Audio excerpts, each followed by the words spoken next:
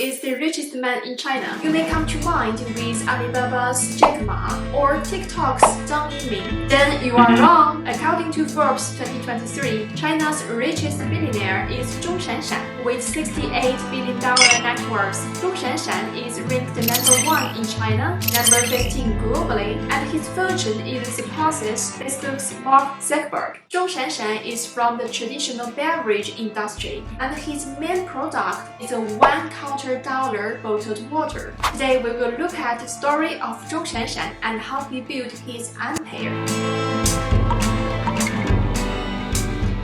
Shanshan was born in 1954 in Zhejiang province. Zhejiang is located in the coastal region of East China, next to Shanghai. It has been a major trading center since Tang Dynasty. People there are good at doing business and admire entrepreneurship. Alibaba's Jack Ma, Tmall's Huang Zheng, and DJI's Wang Tao are all from Zhejiang province. During Shanshan's teenager years, China was going through the Cultural Revolution. Schools shut down. Young people were sent to countryside as farmers and laborers. Shanshan worked as a bricklayer for a period of time. In 1967, Gaokao, the National College Entrance Examination, resumed after a decade. Shanshan took the exam for 3 consecutive years before entering university at the age of 25. In 1983, Shanshan graduated and became a journalist in local newspaper. For 5 years, he traveled to more than 80 cities and interviewed hundreds of entrepreneurs. This experience broadened his horizon. In 1988, Hainan province was nominated as an economic special zone. Shanshan resigned from his job and headed to Hainan in the hope of seeking his fortune. In the beginning, Shanshan tried running a newspaper, growing mushrooms, but all ended in failure. 3 years later, Shanshan encountered Zong Jinghou, who was a big brother in the emerging dietary supplements industry.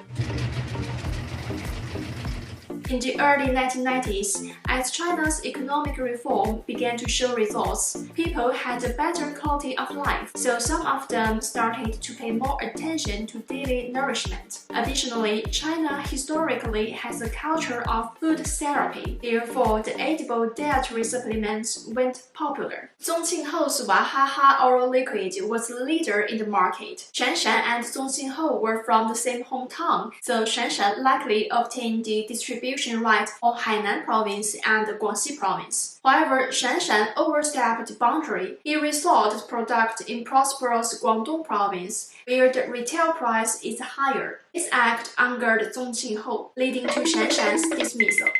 Although Shanshan left Wahaha, he saw the big market potential in the dietary supplement industry. Shanshan noticed that Hainan locals love to drink soups before meals. One of the soups was made from turtle shells, which is a traditional Chinese medicinal ingredient. He then got an idea and developed a pill made from turtles. As a former journalist, Shanshan had a good sense of marketing. He claimed that the turtle pills is a perfect fusion of 1,000 years traditional Chinese medicine therapy and world-leading ultra-low temperature freezing techniques. The pills have good health benefits and even the potential to extend one's lifespan. More importantly, these are a great expression of gratitude for parents. His theme resonated deeply with Confucian culture in China. Shanshan earned his first bucket of gold from selling these turtle pills. However, in 1995, the Ministry of Health conducted a study on more than 200 dietary supplements products. More than 70% of them are not qualified. 1 year later, China brought dietary supplements under stricter regulation. Seeing increasing concerns raised in public, both Shanshan and Zong Jinghou shut down their business. Instantly, they both targeted another industry, bottled water. In the early 1990s, most Chinese households still drink the boiled tap water. As per capita income increase, bottled water, which is palatable, clean, and a little bit luxury become a fashion. In 1996, Shan founded Nongfu Spring bottled water in his hometown. Back then, there were already competitors like local giants Wahaha, Master Kong, and international brands Nestle on the market. How did Shan make the breakthrough? Remember that Shan had been a journalist. Marketing was his trump card.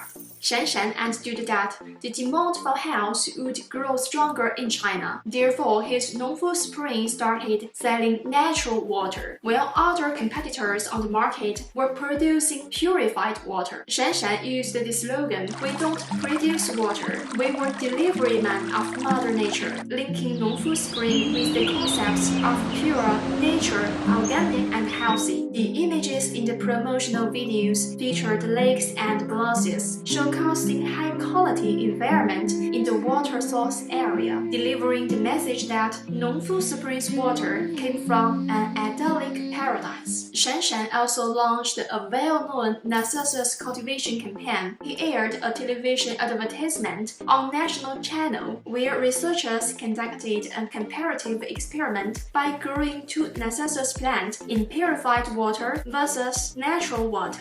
After a week, the plant grew much faster and taller in the natural spring water. The implication was clear: natural water is better. In hindsight, this experiment is untenable under scrutiny. Humans and plants are different, and plants have different nutrient requirements. Nevertheless, this campaign sparked public discussions. People tend to believe that Nongfu spring water was healthy. Unsurprisingly, this angered Wahaha's Zong Jingho. He criticized the Narcissus cultivation was a bullshit. Manure water is even better for Narcissus. He then united other purified water companies, accusing Shan's unfair competition. In response, Shan questioned the professionalism in the existing industry and continued promoting his concept of natural water. Back and forth, Nongfu Spring natural water remains the headlines throughout the whole 2000s, making it more well-known among public. Seeing the growing demand in China, Coca-Cola and the local real estate developer decided to join the bottled water market. The reason is simple: bottled water is really profitable. Local media NetEase once illustrated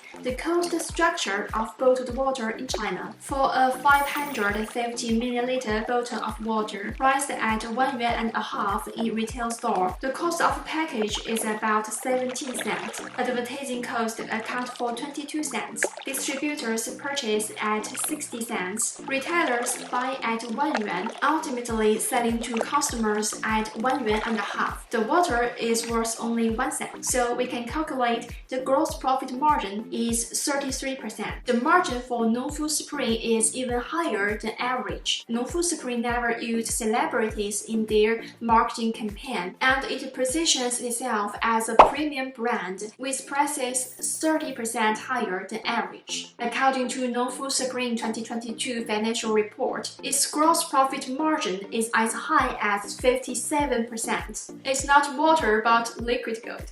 Faced with fierce competition, Shan kept updating its marketing strategy and product offering in line with social topics. In 2007, Nongfu Spring distributed a pH test paper to the public, indicating its water is alkaline water, which is claimed to be healthier.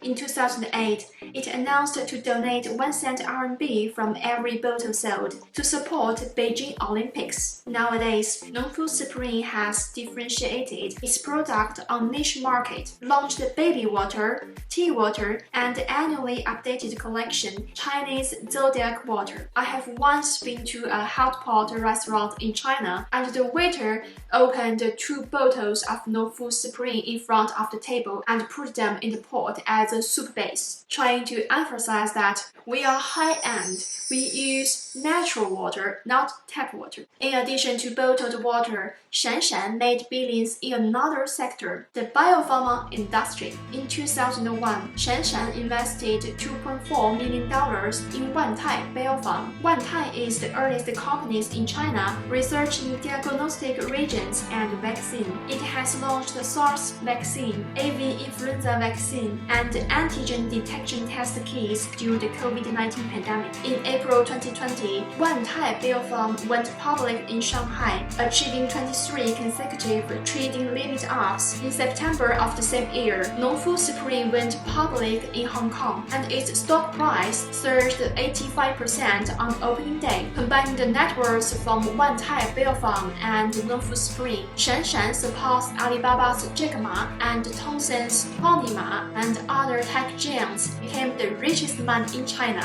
and he has kept his position for consecutive 3 years.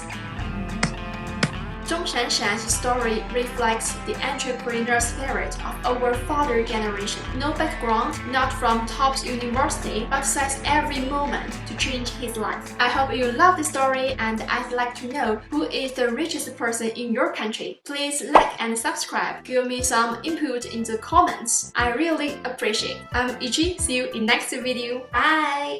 Finish.